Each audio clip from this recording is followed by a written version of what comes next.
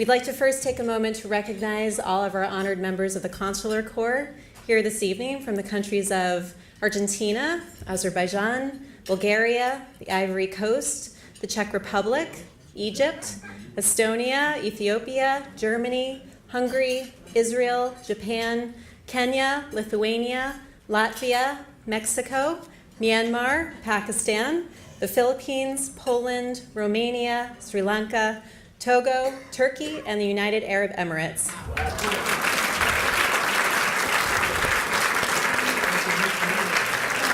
And we are, of course, very honored to welcome tonight His Excellency Hideo Sato and Israeli Ambassador to Japan, the Honorable Ruth Kahanoff.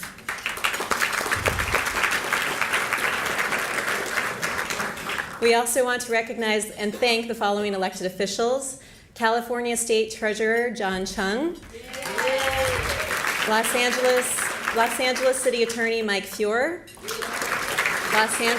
Los Angeles City Controller Ron Galperin, Artesia Mayor Ali Sajjad Taj, LA USD Board Member Scott Schmerelson, and we also welcome representatives from the offices of Senator Dianne Feinstein, Congressman Ted Lieu, Congressman Scott Peters, Congressman Brad Sherman, Los Angeles Mayor Eric Garcetti, Los Angeles County Supervisor Catherine Barger, LA County Supervisor Sheila Kuehl, State Senator Ben Allen, State Senator Ricardo Lara, State Senator Holly Mitchell, State Senator John Morlack, and Assemblymember Sebastian Ridley Thomas.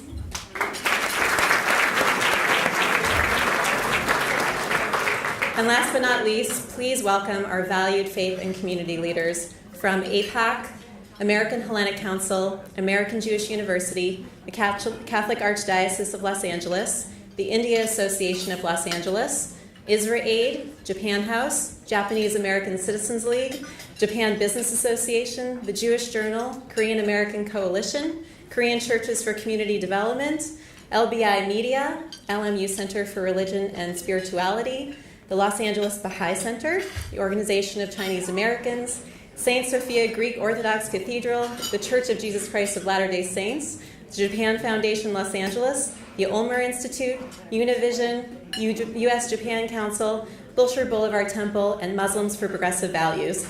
Please help me welcome all of our honored guests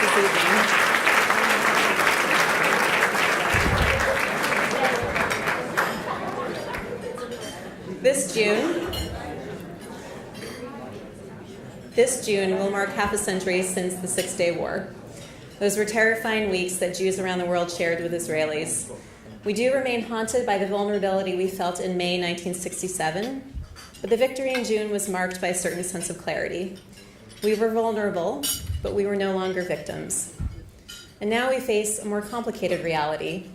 We are still vulnerable as a community, but we are no longer alone. In this new reality, survivalism as the basis for Jewish identity is not enough to sustain us. We must shift the paradigm. So even as we are not naive to the threats, so too must we look to the future to create a new vision for what Jewishness means today. This new vision is one in which we move from a narrative of a victim minority to a narrative of empowerment and universal transformation. Today, we face a challenging moment, but also a defining one. We live in an extraordinary time where we have the ability to redefine our identity and our world for generations to come. That's why I came to AJC, an organization that, though over a century old, is never afraid to be on the cutting edge, to evolve, and to redefine what it means to be a Jewish activist. An organization that ensures the safety and security of the Jewish people around the world, and as part of that mission, stands for principles of pluralism, globalism, and a strong U.S.-Israel alliance. In 2 weeks, I depart Los Angeles in my position as regional director, but LA will always be the home of my community. Mayor Tom Bradley said, "People cut themselves off from their ties of their old life when they come to Los Angeles. They're looking for a place where they can be free, where they can do things they couldn't do anywhere else." My LA is one where neighbor helps neighbor, offering stability and optimism and a sense of belonging. It was also in LA that I discovered the enduring belief that change is possible. This is the lesson and the legacy of AJC LA, that began with the great Neil Sandberg, who had the strength and vision to build bridges to all in our community and across the world.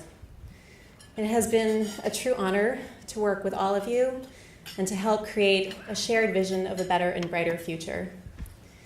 I do wish that I could thank each of you individually tonight for your dedication to AJC, your incomparable leadership, and to all those who supported and mentored me along the way. But when I counted my blessings here, you were simply too many to name tonight. So I do just want to thank a few leaders in the audience tonight. First, to David Harris, AJC CEO and leader. Thank you. Thank you to one of the most brilliant and visionary leaders I've ever had the honor to work with. To AJC former National President Bruce Raymer, and our immediate past and National Executive Council members Joel Mogi and Debbie Seidoff. These giants have dedicated their lives to AJC. They've played defining roles for the organization. They've pioneered trailblazing initiatives. And to each of you, I'm profoundly grateful for your support and constant guidance. Thank you. And to all of the finest leaders that AJC has, our LA Executive Council members, our local committee chairs, our Board of Governors members, the LA Board of Directors, and the past presidents here tonight, Frederick Levin, Sherry Weinman, Dick Volpert, Peter Weil, who couldn't make it, but who I still wanted to thank, and Dean Schramm, who was LA's president when I first assumed this role, a brilliant advocate. Thank you, Dean, for patiently teaching me and for all the great things that you helped AJC accomplish in your tenure.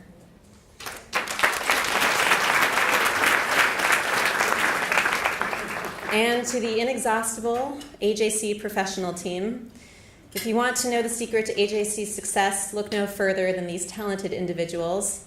Our absolute superwoman, Director of Development, Marla Abraham. Associate Director of Development, Melissa Saragosti. Assistant Director of Policy and Communications, Siamet Kordestani. Assistant Director of Villa in LA, Tali Klein. API Senior Program Associate, Diganit Abramoff, who deserves a very special thank you for working so hard to put together this evening's incredible program with our honored guests.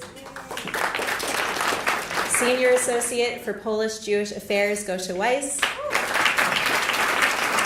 Our Goldman Bridge Access Fellow, Rachel Wallace.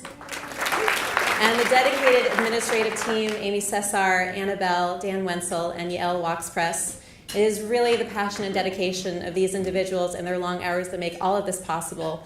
And for that, I'm asking them to please stand up and please help me again thank them.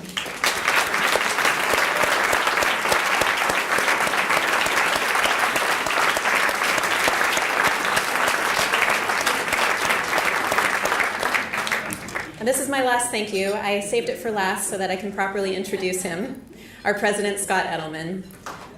As a partner at Gibson Dunn and a fellow at the prestigious American College of Trial Lawyers, Scott is one of the best and most accomplished in his field. He's been ranked as one of the top 100 lawyers in California and received numerous additional accolades. But before he was LA's president, Scott also received our Learned Hand Award in 2015, the highest honor that AJC bestows upon outstanding leaders in the legal profession. But these professional accomplishments tell only part of the story. There is a saying that a leader is a great person who attracts great people and knows how to hold them together. And this perfectly sums up Scott Edelman, who, as I quickly learned, is a born leader. To know Scott is to also know he's a mensch, generous, dedicated to all that he does, and someone who, beyond human comprehension, magically manages to find a way to squeeze 36 hours into one day. And above all, Scott cares about people, his family, his community, and he uses his vast skills to help both the Jewish people and all those who are persecuted and disadvantaged. This is in part because Scott has never forgotten the hardships and sacrifices of his grandparents that brought him to where he is today. That is why Scott has been a dedicated leader for AJC and has served so brilliantly as our president for the last year. When his help is needed, he says yes, and when he sees help is needed, he doesn't hesitate to act. So please help me welcome our president, Scott Edelman.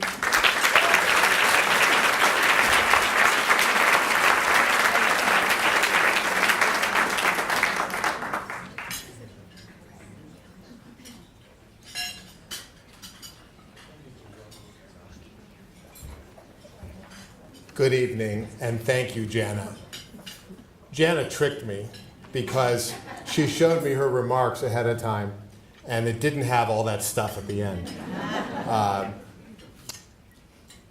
No matter where you lie on the political spectrum, we can all agree that this is a moment of great disruption and challenge. A moment that also brings with it enormous challenges for us as Jews, Americans, and global citizens. Yes, this is a challenging moment. But as Jana said, this is also a transformational time for AJC and for the Jewish people.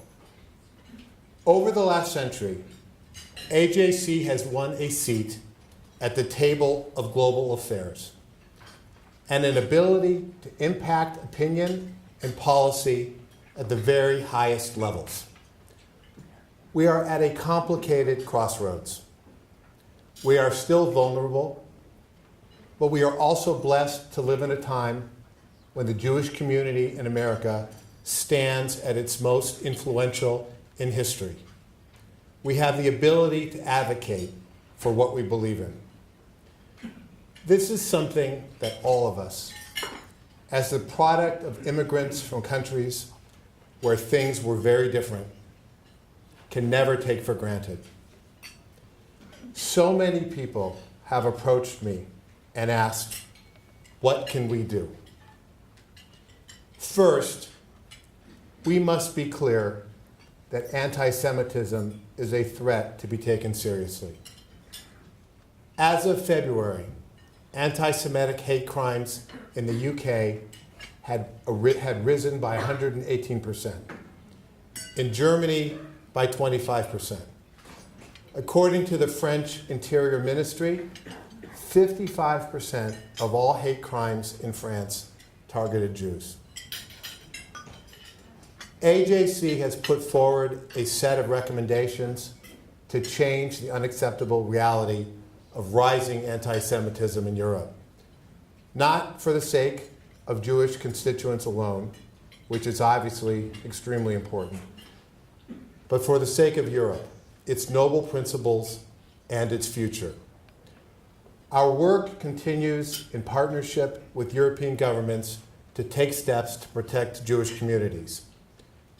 But anti-Semitism is not just a Jewish issue. It is a harbinger that goes hand in hand with the rise of terrorism, political extremism, and all forms of bigotry. In the last year, we've witnessed countless terrorist attacks around the world. Israel, Orlando, Turkey, Egypt, Bangladesh, Germany, France, and on and on.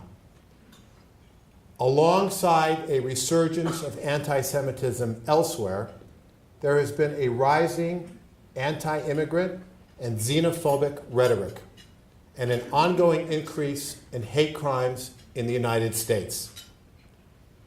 During and in the aftermath of the presidential campaign, there were numerous incidents of anti-Semitic tweeters, trolling Jewish journalists and celebrities, and Jewish parks and cemeteries were desecrated. Whether this was a temporary spike or reflective of something larger and more enduring in the United States, frankly, remains to be seen. As American Jews, no country in the world has been more hospitable to us than the United States.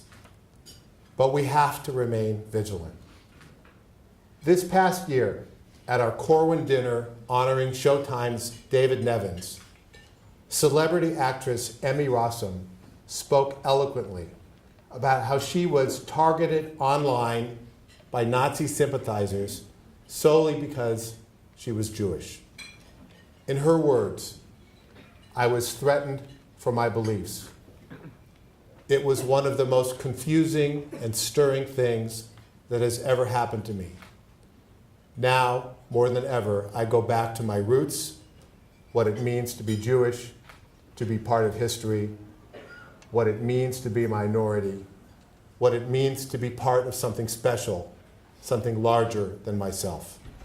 My pride in that, in who I am, in who we are. Powerful and eloquent words. Second, our community must nurture relationships to build mutual respect and stand together in solidarity with other communities that suffer prejudice. AJC continues to build coalitions across traditional lines of identity, such as through our National Muslim Jewish Advisory Council and our Latino Jewish Leadership Council, made up of prominent leaders across the country.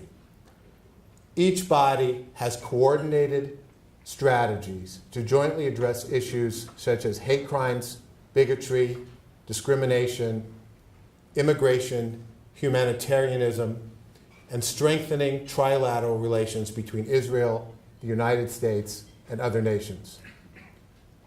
We strongly believe that the Jewish people are best served and better protected when we live in a society that welcomes diversity as a vital component of its identity.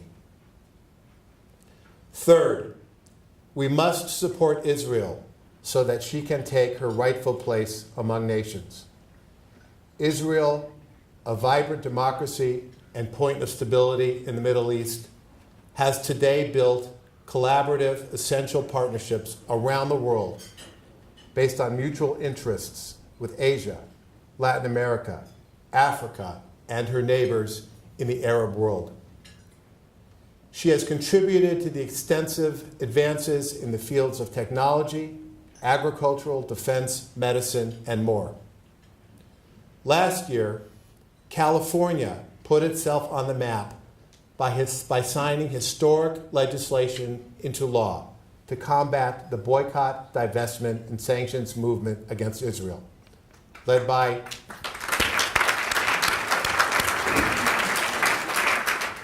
Assembly Member Richard Bloom. AJC was proud to be at the forefront of these advocacy efforts. I want to thank Dean Schramm. Dean, where are you? Our regional president at the time, who testified 5 times before standing committees to help ensure that California, the 6th largest economy in the world, reinforced the indispensable nature of its partnership with Israel. Last year, AJC launched a bipartisan campaign to obtain the signatures of all 50 state governors on a declaration rejecting the BDS movement. And I am proud to announce tonight that all 50 governors have now signed this declaration.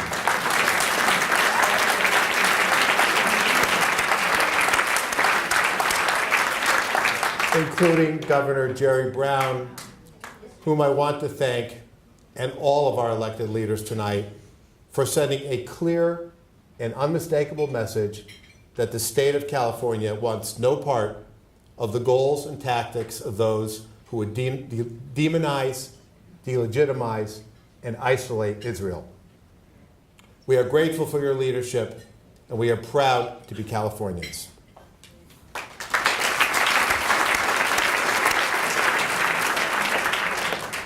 Finally, it is essential now to stand up and reaffirm what we at AJC stand for. And at the same time, we must remember to sit down and listen to one another.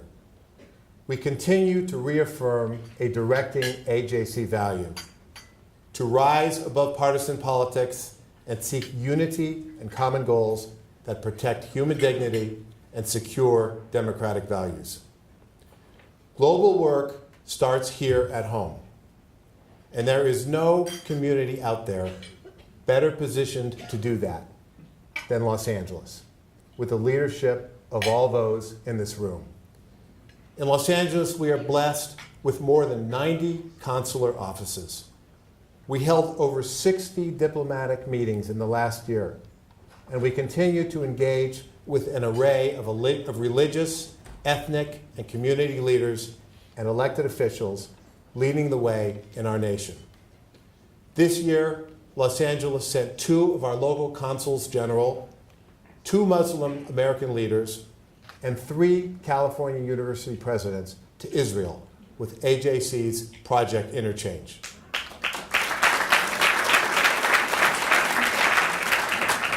In terms of new initiatives, we were one of the first AJC regions to embark on a project to develop critical relationships between Jews, Muslims, and Christians through our Abraham Society.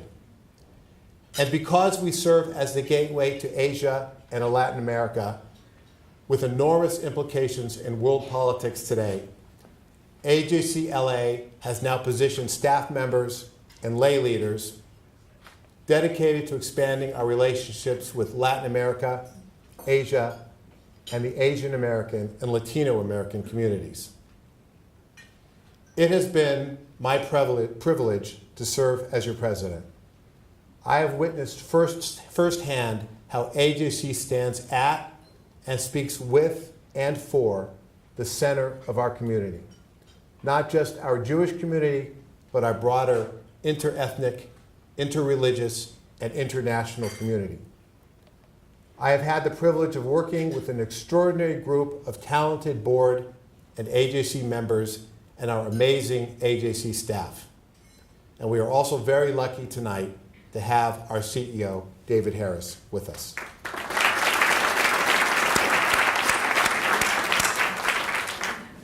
I would like to pay a special tribute to a teleprompter that's not moving. But even more deeply, to our departing regional director, Jana Weinstein-Smith, whose husband's recent promotion at APAC requires them to locate to Washington, D.C. And when I say them, I mean not only Jana and Greg, but the daughter whose arrival they await.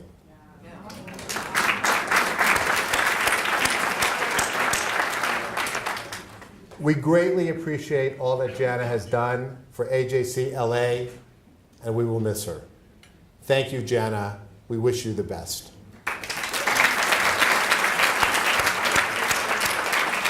When Jana told me she was leaving, I must confess I was despondent. But the work of our search committee was quickly rewarded when one of our most respected board members threw his hat in the ring. And so today, I am thrilled to introduce our new regional director, Dan Schnur, who many of you know from his long involvement in the community. Dan, stand up.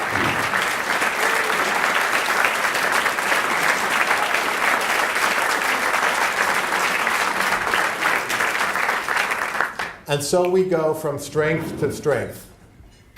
Dan has had a distinguished career in communications and advocacy in California and nearly 20 years in state and national politics. Most recently, he was teaching at UC Berkeley and USC and served as the director of the Unruh Institute of Politics at USC and as a faculty advisor to pro-Israel student groups. We all greatly look forward to Dan's leadership and are enormously excited about the work we have ahead of us. And now it is my privilege to welcome to the stage the Honorable Sam Grundwerk, Consul General of Israel to the Pacific Southwest. Please welcome the Honorable Sam Grundwerk, Consul General of Israel to the Pacific Southwest. Thank you, Scott. Good evening, everyone.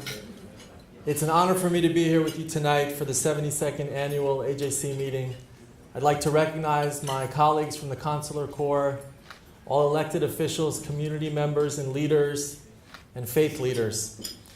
I'd especially like to recognize His Excellency Hideo Sato, Special Assistant to the Japanese Minister of Foreign Affairs and former Ambassador of Japan to the State of Israel. I'd like to share with you that I had the pleasure of meeting with former Ambassador 3 years ago in Tel Aviv in his embassy, and in my prior capacity when I was based in Jerusalem. And I was so excited to see that he would be here tonight and that we would reunite.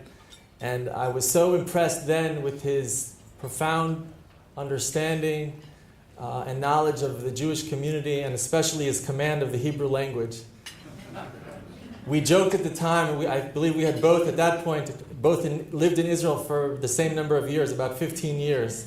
And his Hebrew was as good, if not better, than mine. It's great to see you. And thank you for everything that you've done to strengthen the Israel-Japan relationship. I'd like to recognize Her Excellency Ruth Kahanoff, Ambassador of Israel to Japan, Consul General of Japan in Los Angeles, Akira Chiba. I also want to take this opportunity to thank you, Jana, for your hard work and dedication as AJC's Los Angeles Regional Director. We wish you b'hatzlacha, best success on your move to Washington, D.C. with your family, and b'sha'a tova. And congratulations to the newly appointed Regional Director, Dan Schnorr. I'm looking forward to continuing our great relationship with AJC and working closely with you and your team. I'd also like to recognize all of AJC's members of leadership. Of course, David Harris, AJC's Chief Executive Officer, Scott Edelman, AJC's Los Angeles Regional President, and Debbie Seidoff, AJC's National Executive Council Member and Chair of Project Interchange. Thank you everyone at AJC for the extraordinary work that you do in the region and beyond. In the brief time that I've been Consul General of Israel here in Los Angeles, I've seen what a diverse and vast community, if not communities, that we have here in Los Angeles. And I'm committed to being a connecting point between the various voices and visions that we have in greater Los Angeles and around my region. I have a unique appreciation for the work that you do, having come from the world of global Jewish organizations, and from your vital work in the international diplomatic arena to legislative advocacy, which we've heard about recently with, as Scott mentioned, the work with the anti-BDS legislation, with the interreligious and intergroup coalition building, to combating anti-Semitism on every front. The work that you do is crucial for the safety and security of the Jewish people in Israel and around the world. And for that, on behalf of the State of Israel, I thank you for your tireless efforts. Thank you.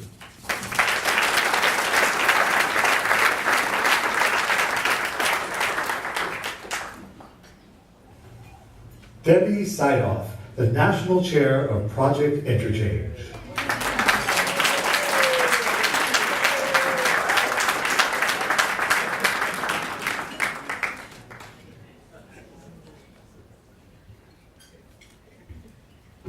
Hi, y'all. I would follow the two tallest people in the room. And I know I stand between you and dinner, but this is important. I think, as everyone in this room already knows, sadly, just a year after we lost Judy Kaufman, Roy passed away.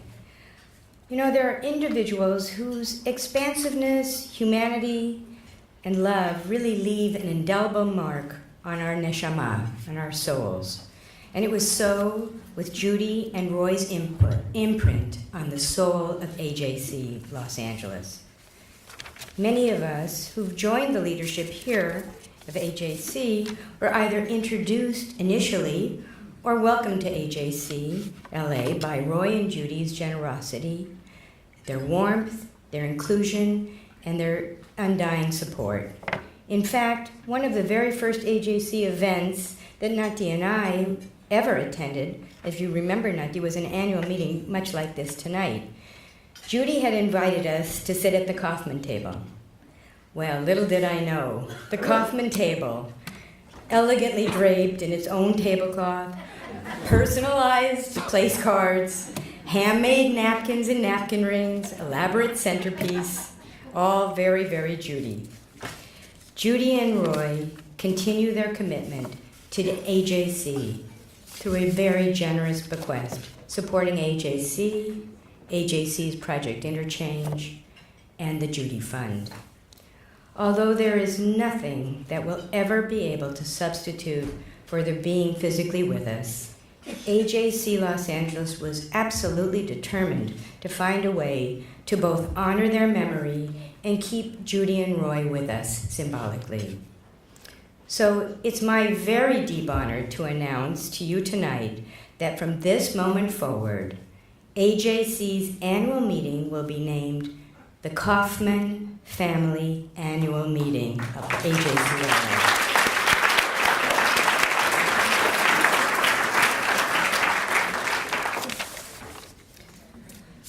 And because warmth, hospitality, breaking bread together across diverse communities, religions, nations, and ideologies was at the core of what really mattered deeply to Judy and Roy, I invite the Judy Fellows, wherever you are, and Doris Hames, Bruce Raymer, Nati Seidoff, Len, and Kathy Unger to please come up on stage, and we will say the blessing over the bread together, the motzi, which I think is buried under here somewhere.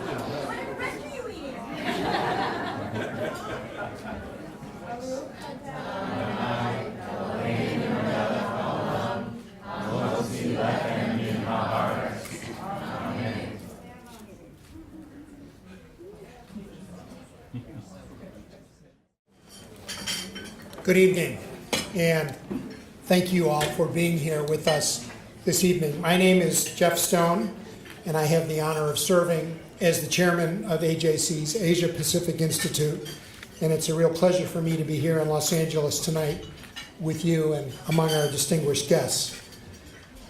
Our institute, the Asia Pacific Institute, is a component of the American Jewish Committee and is designed to further AJC's mission with countries in the Asia Pacific region and Asian American communities here in the United States.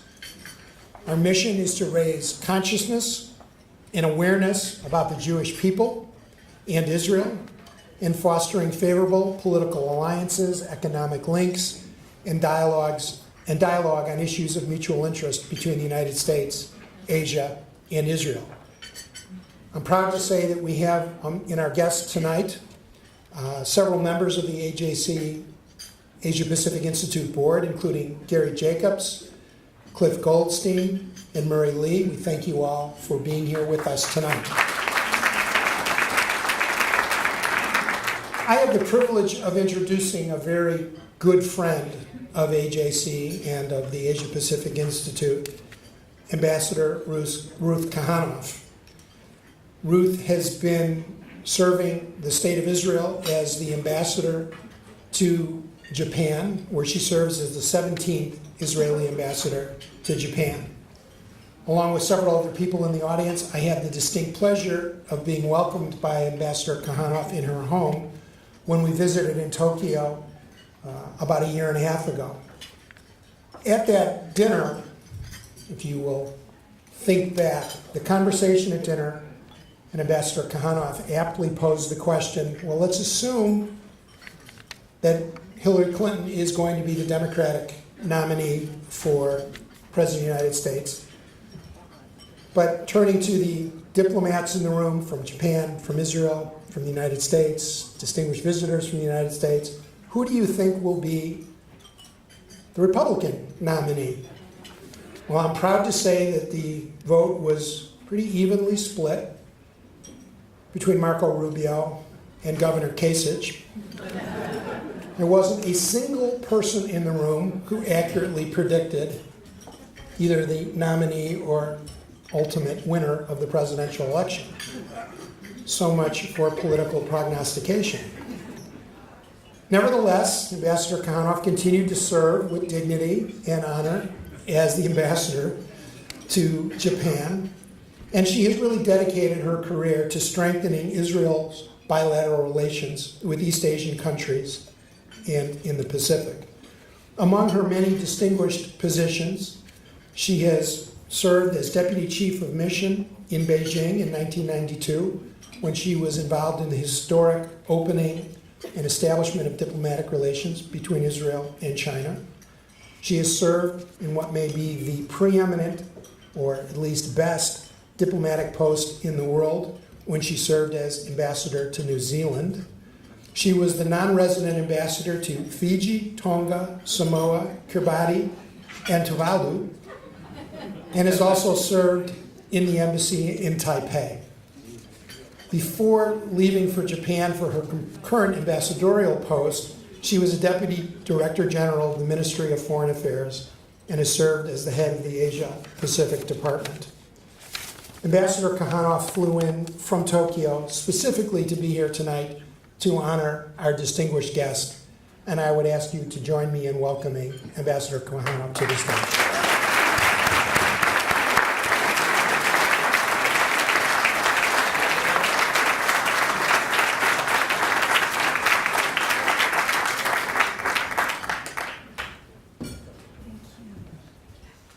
Thank you very much, Jeff. I'm the 17th ambassador of Israel, but the first woman in this position.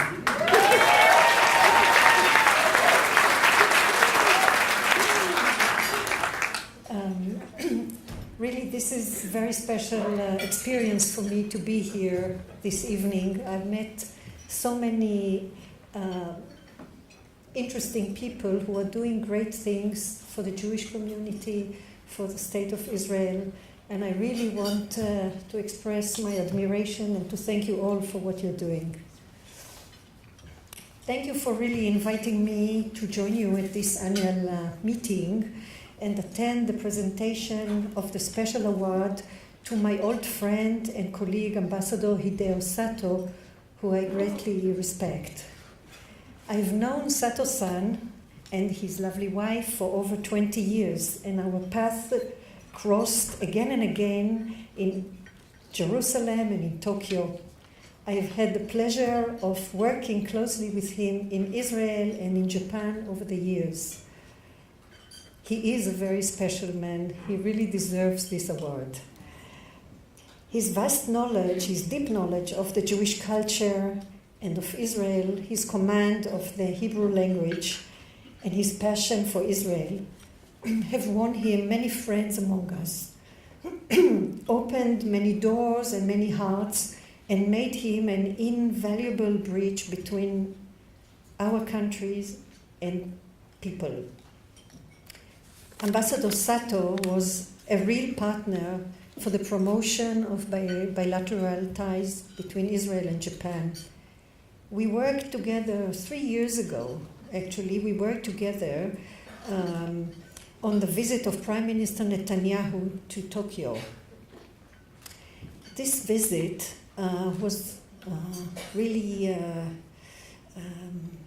very dramatic because during the visit, a new comprehensive partnership between Israel and Japan was announced, and very special personal relations or chemistry, as the people in Prime Minister Abe's office like to say, were created between the two leaders. Since then, relations have developed substantially in economic, scientific, cultural, and political fields. In fact, it happens to be that today, May 15, marks the 65th anniversary of diplomatic relations between Israel and Japan.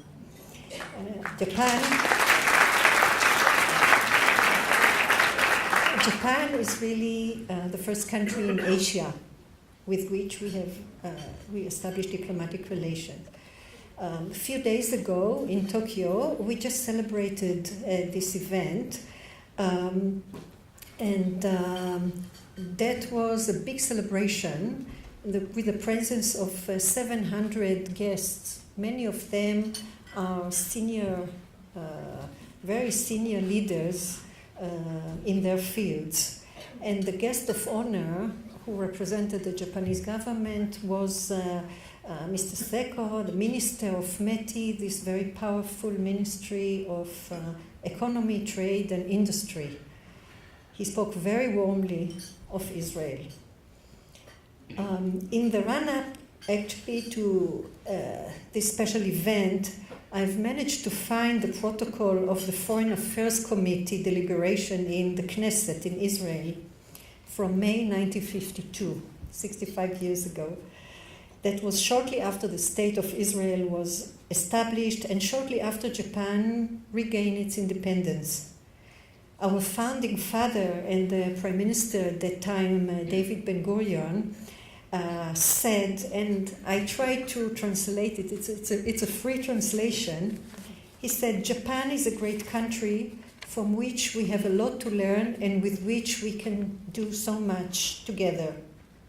Like us, they have no natural resources and have managed to achieve great things only with human spirit and wisdom, excellence, hard work. We should be friends."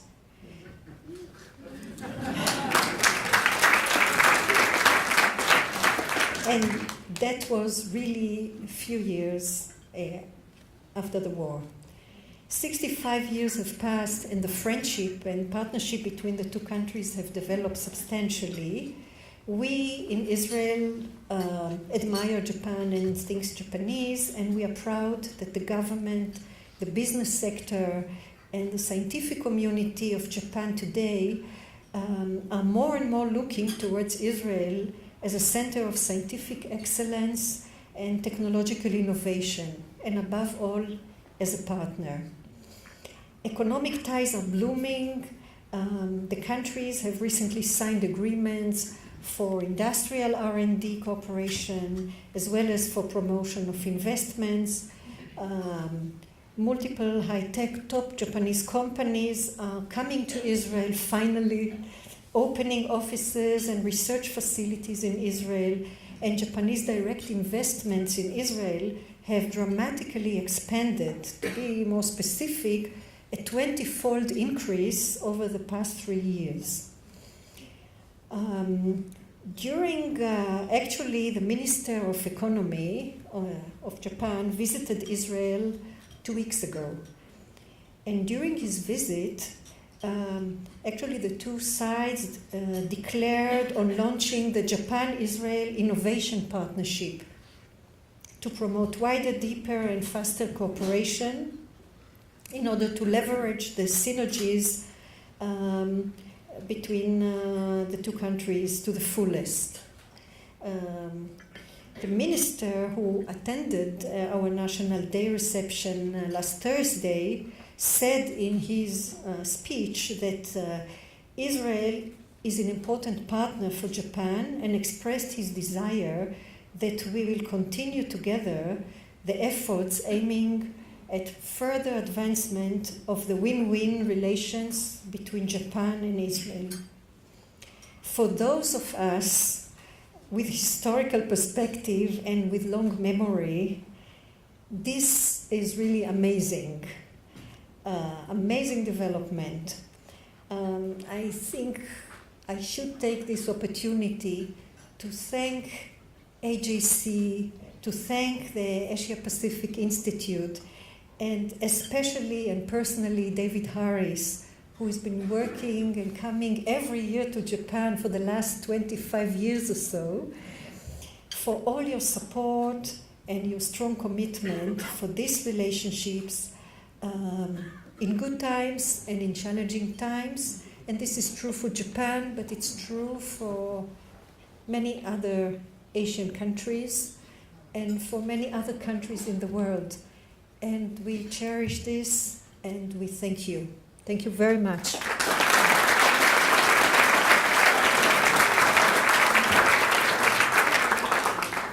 Both Israel and Japan are great democracies, close allies of the United States, ancient civilization with modern society based on science and technology. And though we are situated in two different ends of the Asia continent, it is only natural for us to be friends and partners. thank you all really for your support. I have no doubt that this is just the beginning, and there is great potential for expanding cooperation with Japan as much as with China, with India, with Vietnam, with Myanmar, with many other Asian countries.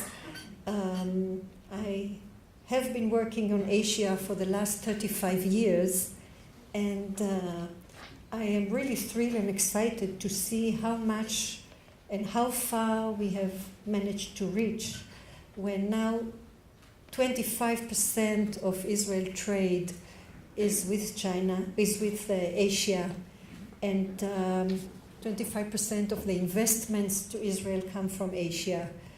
And more Asian airlines are flying directly to Israel, Korean Air, Cathay Pacific, Hainan Airlines, and soon maybe Indian Air India, and so much is happening.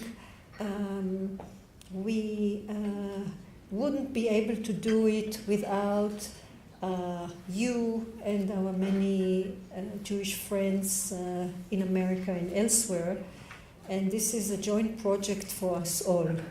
So I'll be happy to continue. We will be happy to continue working with you.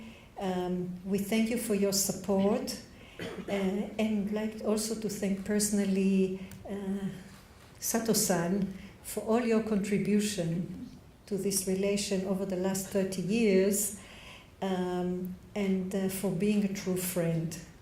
Congratulations, and all the best. Thank you.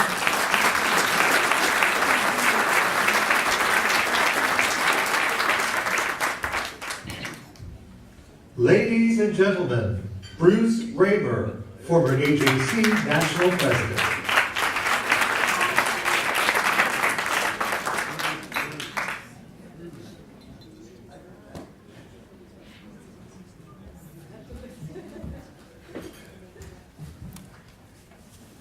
Good evening, everybody. I can safely speak for Madeline and myself when I tell you how delighted that I at least am here tonight to present this award to for diplomatic excellence to His Excellency Ambassador Hideo Sato. Madeline and I are honored to be associated with this award, established in 2002 to recognize outstanding diplomats who have furthered the cause of positive relations between his or her country and Jewish communities in the United States and abroad. The award is given only in rare instances where it's warranted, and it's not given on an annual or regular basis. Now tonight, the distinguished Ambassador Sato joins a highly select and stellar group of diplomats, including, for example, Vaira Freiberger, the former president of Latvia, Alexander Downer, the former Minister of Foreign Affairs for Australia, Ana Palacio, the former Foreign Minister of Spain, Joschka Fischer, the former Foreign Minister and Vice Chancellor of Germany, and John Negroponte, the former United States Ambassador first to the UN and then to Iraq. Ambassador Sato began his service in the Ministry of Foreign Affairs 35 years ago. He was then studying at Tel Aviv University. His primary focus during his entire diplomatic career has been the Middle East, in particular Japanese-Israeli relations, having served in Israel 4 times, including as ambassador from 2011 to 2014. Ambassador Sato brings a unique passion for Israel and the Jewish people. He brings that to his work due in large measure to his strong Christian faith, deeply rooted in the link between Christianity and Judaism. This defining connection to and love of Israel led him to work consistently and passionately to better relations between Japan and Israel and the Jewish people. He also happens to be one of a small number of people in this room who, you heard earlier, is fluent in Hebrew. That puts him at least 2 languages ahead of me. Ambassador Sato brings vision, wisdom, inspiration to his duties, and humor. He said to me earlier, there are 2 ambassadors from Israel to Japan. Ruth Kanokov, whom you heard earlier, and himself. Now, Ambassador, allow me to reminisce for a moment about the beginnings of the Asian Pacific Rim Institute of the American Jewish Committee. In 1988, Dr. Neil Sandberg, then the regional director of AJC, and Jana mentioned him earlier, and we both remain very proud to have put the first bricks in the wall of this institute and guided it along for a number of years as it grew in importance and stature. Now, Neil, to whom I've spoken recently, and I remember with great affection, appreciation, and respect your early welcome to us in Japan. Our relationship grew with you, and you were instrumental in the growth and success of the Institute, now masterfully guided by Chair Jeff Stone, from whom you heard earlier, and Director Shira Lowenberg, who is also with us tonight. Mr. Ambassador, we are proud to call you friend.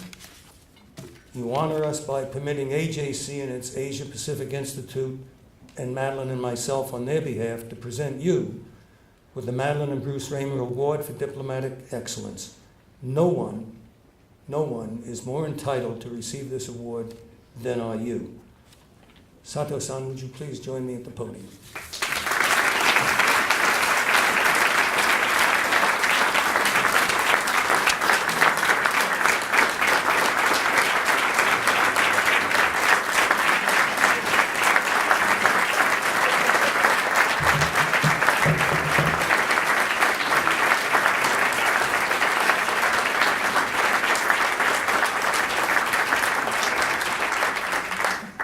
Marla, who has just delivered this to me, I have to say, as I said to Ideo, we're going to have to ship this to you because there's no way you can carry it on the plane. It just weighs too damn much. So let me read the inscription and then turn this podium over to the ambassador. In recognition of your decades of long dedication and accomplishments in strengthening the Japan and Israel relationship, promoting peace and human dignity around the world, and deepening the ties of friendship between Japan and the Jewish people. Arigato.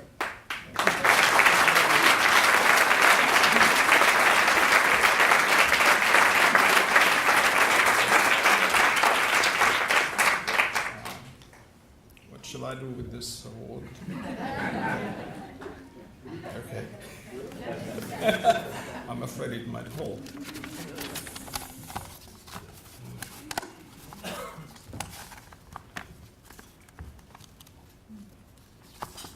Mr. Bruce Raymer. Bruce, after so many years, it was a great, great pleasure for me to see you here, and particularly to receive this award in person from you. Thank you very much. Mr. David Harris, you were the first person from AJC that I met in Japan. Well, I'm not sure, maybe I met Bruce before you. I yield.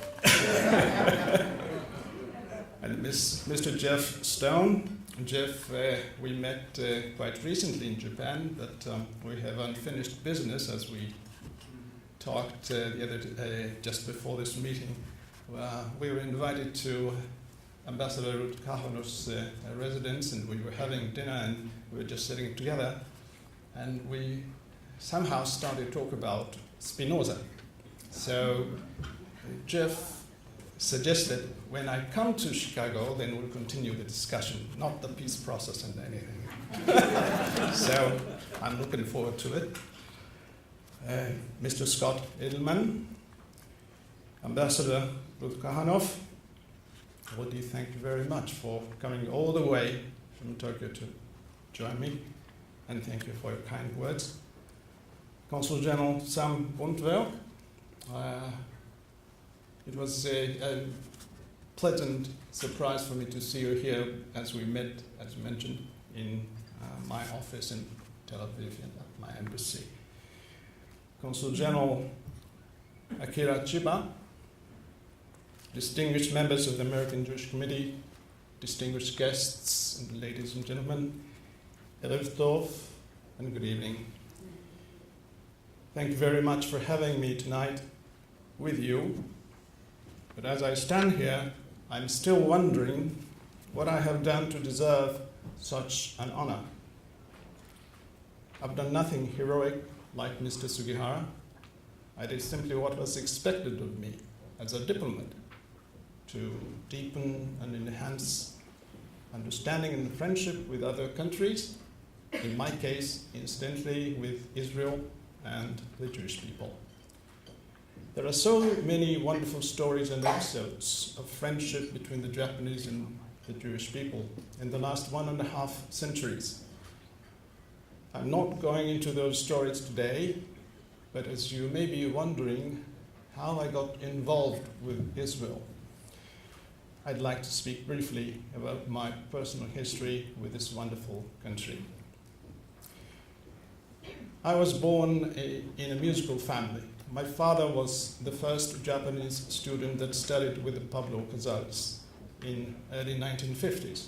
He taught us music, the eldest brother and myself to play the violin, and the 2 younger brothers to play the violoncello. Our father was a Christian too. In his youth, he was wondering which profession to choose. A musician, a Christian minister, or a diplomat. The last because he thought he would be able to travel around the world for free with the government money. Now, the eldest brother became a minister, myself a diplomat, and the 2 younger brothers musicians. Ours was not a Jewish family. Therefore, no lawyers, no doctors. But our father's dreams came true in his children. Our Jewish connection actually started with the father. While young, he played with Alexander Moglevsky, a Russian Jewish violinist who fled from Russia and came to Japan in late 1920s and died there in 1953. The most famous student of Moglevsky was Shinichi Suzuki, the founder of the Suzuki method for music education. The church we attended was an unconventional Protestant church, and that's where I met first time Israelis when I was a high school student. After I graduated from university, I went to the seminary of the church to become a minister myself. But after 6 months, I ran away because I had theological problems. I was 23.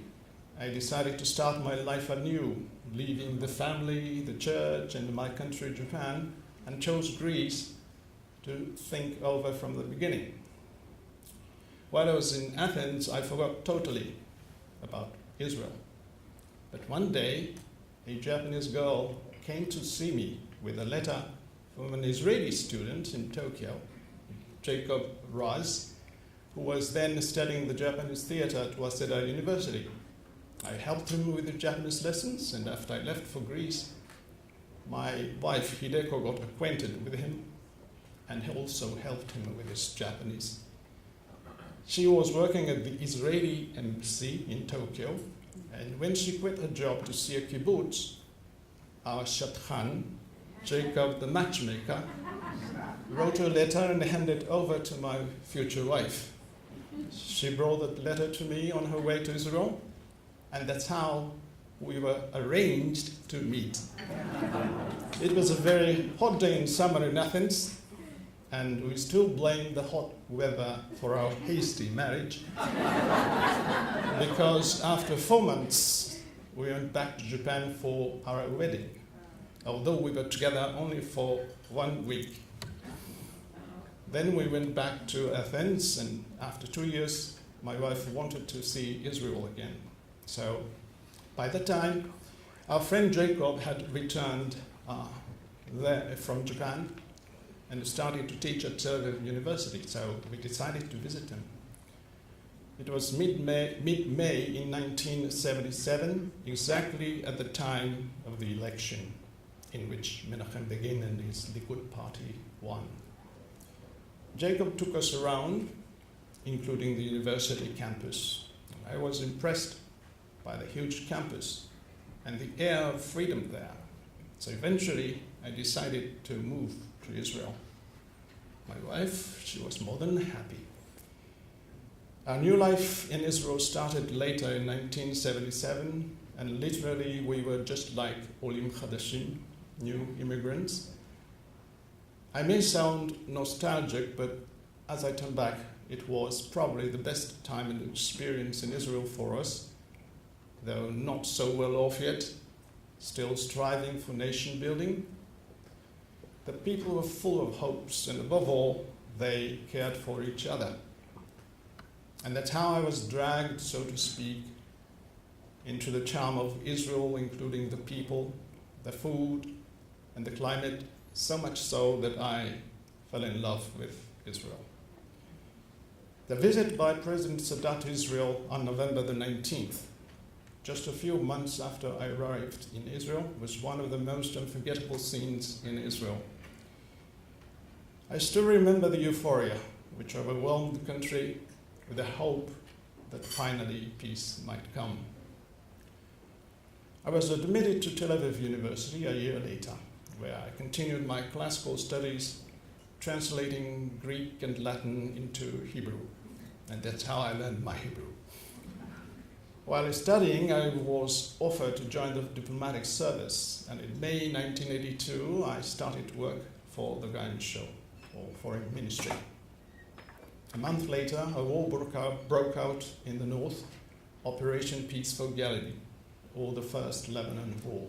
It was my first job to follow the news and to report to Tokyo. Then a marvelous thing happened, which bound us even closer to Israel. Our first son was born at Asuta Hospital in Tel Aviv. Just like fruits in Israel that grow fast and big, our son grew quite big before he came into the world. He weighed 4.3 kilograms, and it took him almost 10 hours to come out after my wife was admitted to the maternity room. In the course of the delivery, my wife lost much blood, and she had 2 packs of blood transfusion after the delivery. Then she said, "Now I'm Jewish."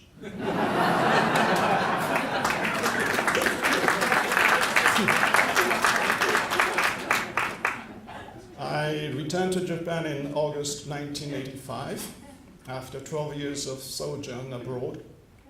I was assigned to the Overseas Public Relations Division, where I was responsible for North America.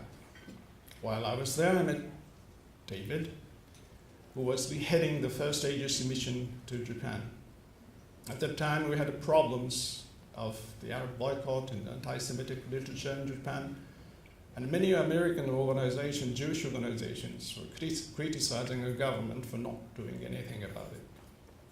True, there were a few Japanese who were influenced by the anti-Semitic literature, like the Protocols of the Elders of Zion, without knowing the Jewish people at all.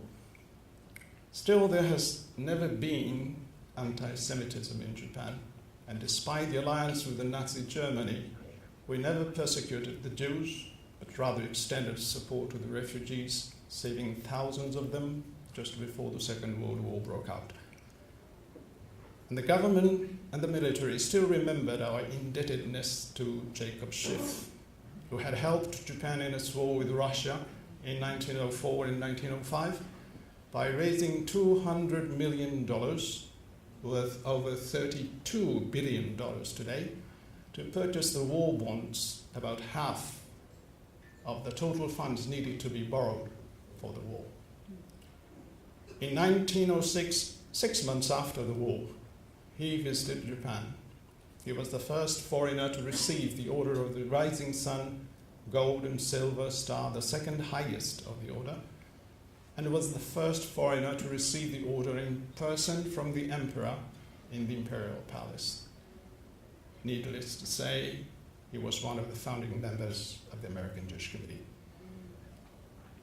Jacob Schiff wrote in his article in the North American Review after his return from Japan as follows: to understand a people, their national aims and purposes, one needs to go amongst them, and this consideration induced the writer in the early months of this year, that is 1906, to visit Japan and travel extensively through the islands.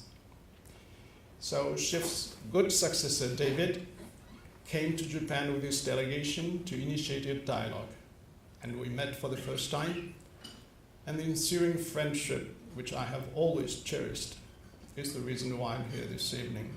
I'd like to take this opportunity to thank David and the American Jewish Committee for the long and valuable friendship and cooperation with Japan. After this AJC mission, I was transferred to the Middle Eastern Affairs Bureau, where I was the Israel desk officer. In 1989, Moshe Arens visited Japan as the second Israeli foreign minister, to do so after Shamir in 1985. And to accelerate our bilateral relations, we set up a comprehensive consultation forum to discuss those issues needed to be addressed. And 10 years later, I was so pleased to hear when the head of the Israeli delegation said in his opening remarks at one of the meetings, "The only problem we have today is that we no longer have problems." Then I was assigned to our embassy in Washington in 1991, where I continued to follow the Middle East issues. I also made friends with many Jewish Americans from the Jewish organizations. I had quite an amusing experience when I visited one of them for the first time. I noticed there was a small tapestry or an applique hanging on the wall on which was written, "Im Tilzu in Zorada." If you will it, it is not a dream. I said, "It's Herzl." And he almost fell from his chair. "You are the first person to have read that in Hebrew." After the Oslo Accords were signed, the stage of the Middle East peace moved to Israel, and I too moved there in 1995. We had high hopes, but there was no euphoria I saw 18 years earlier at the time of Salad's visit, and everything changed on November the 4th in that year. I was just 1 kilometer away from the Kikar Malchei Israel, now called Rabin Square, when Yitzhak Rabin was assassinated by a Jewish religious extremist. The following year, I returned to Tokyo and stayed for 6 years. And in September 2002, however, I was sent back again to Israel in the middle of the suicide bombings. And in March 2003, the Iraqi war started. After I returned to Tokyo in 2005, I assumed the post of director of the 1st Middle East Division. The biggest job there was the visit by Prime Minister Koizumi to Israel in July 2006. Just a short while before the meeting with Prime Minister Olmert, 2 Israeli soldiers were kidnapped by Hezbollah near the northern border, and when we sat at the table, Prime Minister Olmert was receiving notes every 5 minutes. Mr. Koizumi, realizing what was going on, said, "I understand something more important is happening in your country, so I'd be happy to cancel this meeting." And Mr. Olmert said, "Your visit here is more important, and we should not be sabotaged by such terrorists." We initiated then the project called A Corridor for Peace, a project to build an agro-industrial park in Jericho and to promote economy and development of the Palestinians through cooperation among the regional partners, Israel, Jordan, Palestine, and Japan. In January 2008, I was appointed ambassador to Afghanistan. Probably they thought I would survive with my experience in Israel. When I presented the letter of credentials to President Karzai, hearing my past background, he said, "Oh yes, we still have 2 Jews living here." I hear they live in the same house, but never talk to each other. I later found out it was true, actually. But one of them had passed away. So one day I invited the only remaining Afghani Jew, Zablun Simintov, to my residence. He told me he had had a family, but his wife and all his children had emigrated to Israel. So I then asked why he didn't go to Israel himself, and he said, if I go, there will be no one who would take care of the synagogue. Once there was a flourishing Jewish community in the western part of Afghanistan near the Iranian border. They came mainly from Khorasan, the northern province of Iran. Their history goes back to 7th century, and it's really interesting to see how the Jews migrated east in the early centuries by the Silk Road. By the way, there are scholars, both Japanese and Jewish, who claim that the Japanese are one of the lost tribes. If that were true, you'd have to add 127 million to the current world Jewish population of about 15 million.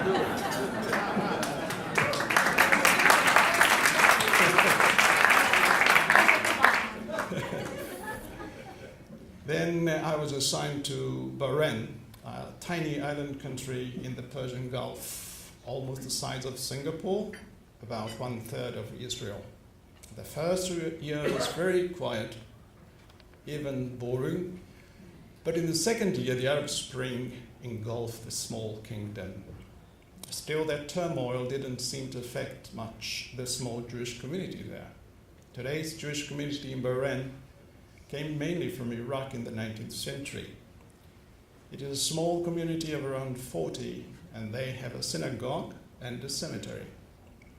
When I visited the synagogue, they explained to me that they were no longer gathering there for prayer because they didn't have the minyan, the congregational quorum of 10 male adults. I finally returned to Israel for the last time as ambassador in October 2011. The highlight event during my last assignment to Israel was the National Day reception to celebrate the Emperor's birthday and the 60th anniversary of our diplomatic relations in 2012. President Peres honored us with his presence at the reception. In his remarks, he said, "I love the Japanese saying that every 60 years you start over your life again." He looked so happy as if he would start his life again, full of smile on his face. He was a great man. I came back to Japan in August 2014 in the middle of Operation Protective Edge, the rockets from Gaza flying over our residence. After 16 years of life in Israel altogether, I've learned to be a nudnik and a chutzpan, but I've also learned what it is to feel alive and to appreciate life. Unfortunately, I wasn't able to see Israel living in peace side by side with her neighbors, the dream I had along with all the Israelis 40 years ago. Still, I believe that one day that dream will finally come true. If you will it, it's not a dream. In concluding my remarks, as a token of my appreciation for this wonderful evening and an expression of my deep affection for Israel, I'd like to play a Hebrew song called Ve'ulai, written by Rachel Bluestein, who immigrated to Palestine in 1909 from Russia and is considered the founding mother of modern Hebrew poetry. She wrote this poem later in her life, recording the unforgettable sea called Kinneret, or the Sea of Galilee, on her sickbed. I visited there almost 45 years ago for the first time, but I still remember vividly the beautiful scenery from the Mount of Beatitudes, looking down over Lake Kinneret. That view has not changed until today. This music was recorded more than 40 years ago when I was the soloist of the choir, Makelat HaShachar, the Dawn Choir. And here's the poem. ואולי לא היו הדברים מעולם, ואולי מעולם לא השכמתי עם שחר לגן לעבדו בזיעת אפיים. מעולם בימים ארוכים ויהודים של קציר, במרומי עגלה עמוסת אלומות, לא נתתי קולי בשיר. מעולם לא טהרתי בתכלת שוקתה ובטון של כנרת שלי. אוי, כנרת שלי, העיד או חלמתי חלום. And perhaps these things never were. And perhaps I never rose at dawn to the garden to plow it by the sweat of my brow. And perhaps never on long and blazing days of harvest on top of a cart full of sheaf did I give my voice to sing. And perhaps never did I purify myself in the serene azure and the perfection of my Kinneret. Oh, my Kinneret, were you really there? Or did I just dream a dream? So, music, please.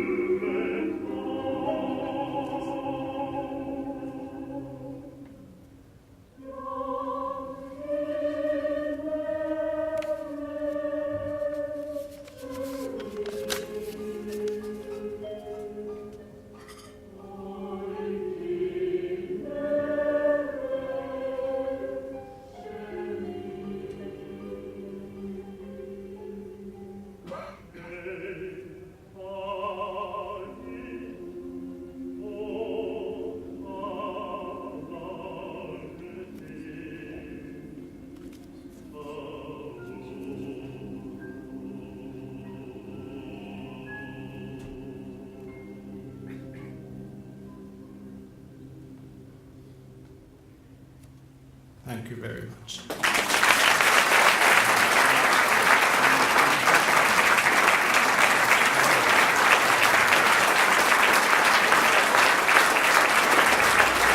Vice President, AJC Los Angeles.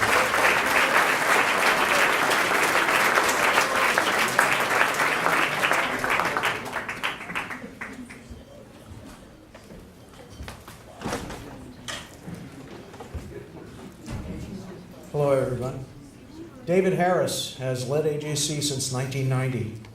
He's one of the Jewish people's foremost leaders and most eloquent spokesman. The New York Times described AJC as the Dean of American Jewish Organizations, and through David's leadership, it has emerged as the world's foremost global Jewish non-governmental organization. Early on, David saw that there was truly a need for a global advocate for Jewish concerns and democratic values. He took on the challenge, and through his extraordinary energy and sustained focus, AJC steadily grew in both size and influence. Today, the organization makes its message heard through an extensive network of international and national offices that reach every corner of the globe.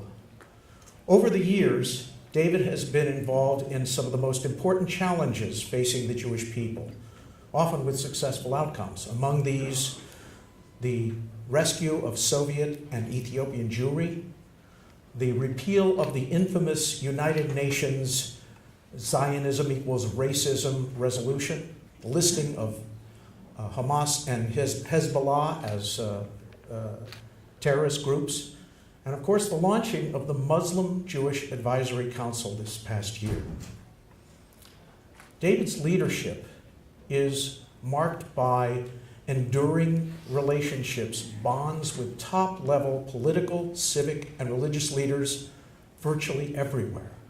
The late Israeli president, Shimon Peres, called him the foreign minister of the Jewish people. 11 nations have accorded David their highest honors for his determined defense of humanity's abiding values, and the United States has invited him to serve on 4 official delegations. In recognition of David's accomplishments, his office was endowed as the Edward and Sandra Mayer Office of Executive Director in 2013. The many distinguished assemblies he has addressed include the World Economic Forum, the United States Congress, the United Nations, the French and Italian parliaments, and Harvard, Yale, and Princeton universities.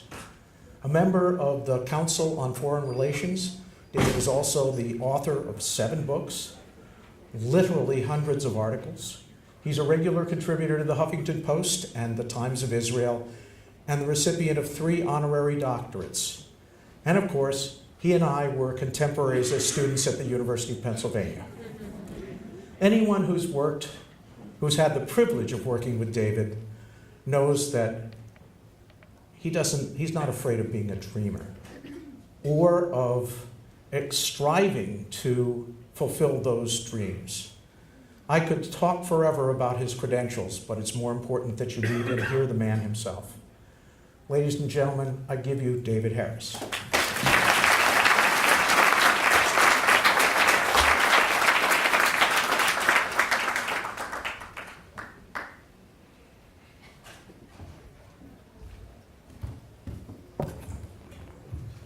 Thank you so very much, Reeve, and good evening to everyone. In light of the extraordinary program that we've just experienced and the lateness of the hour, knowing that 9 o'clock is the witching hour for Jewish events, I will be mercifully brief. Thank you, Reeve, for the very kind words. Jana, thank you for your leadership. And best of wishes to you as you make your transition with your family to Washington, D.C. Dan, it's great to have you on board, and a pleasure this evening to meet your wife. Scott Edelman, your presentation earlier was a tour de force, and I thank you for your friendship and your leadership. And as far as what you just heard, let me come back, Hideo, and quote you quoting Theodore Herzl. If you will, it's not a dream. Bruce Raymer, Neil Sandberg, a few other visionaries here in Los Angeles, and a few of us in New York, we had a vision. The vision in the 1980s was we wanted to build a new relationship based on the foundation of friendship that we knew had existed between Japan and the Jewish people. And we wanted to apply it to the relationship with Israel, which still needed some work. We willed it. And we found others in Japan, Hideo, principally you, who willed it as well. And I can only say, especially to the younger people here tonight, that I hope that one day you will see the realization of your vision as we are seeing the realization of our vision played out tonight. To have Ruth Kahanov, a dear friend and one of Israel's best diplomats, fly specially from Tokyo. To have Bruce Raymer presenting the Bruce and Madeline Raymer Award to Hideo Sato. To have Shira Lowenberg as the current director of the Asia Pacific Institute, joined by Jeff Stone, the chair, and by 3 other board members. Just to have this all together under one roof within these 4 walls tonight is frankly more moving for me than words can adequately express. I can only tell you that tonight is proof positive that, if you will, it's not a dream. And we're going to continue to dream together, Hideo and Bruce and others here, because here you've seen an extraordinary example of what AJC has helped achieve, but there's a lot more work to be done, a lot more willing for dreams to be actualized before we reach the prophetic vision of a world at peace and a world in harmony. But as long as that work needs to be done, the American Jewish Committee will be there in partnership between lay leaders and great staff, between our regional offices and our national and global networks. We're going to keep doing this as we have done it. And you've seen tonight an example of what can be accomplished. So let's go home. Let's realize that things can happen. We can make a difference. Arigatou gozaimasu to our Japanese friends and to our Japanese American friends. And I want to, in particular, single out one person who's not been mentioned this evening. For those of you who have followed the U.S.-Israel relationship over the years, I'm sure you know the name Daniel Inouye, the late, great, legendary senator from Hawaii, who was also among America's heroes during the Second World War and paid a lifelong price for the wounds that he suffered during the war. Daniel Inouye passed away, but his widow, his wife, Irene, is here tonight. She flew specially from Hawaii to be with us tonight. And I want to pay tribute both to the memory of Daniel Inouye. I want to pay tribute to Irene and Scott Ellerman when you spoke about the 50 states. One of those states, Hawaii, was directly a result of the intervention of Irene at our request, on our behalf, with the governor, whom she saw several days ago, discussed this face to face, and we reached 50 governors. Thank you, Irene. Thank you all, and good night.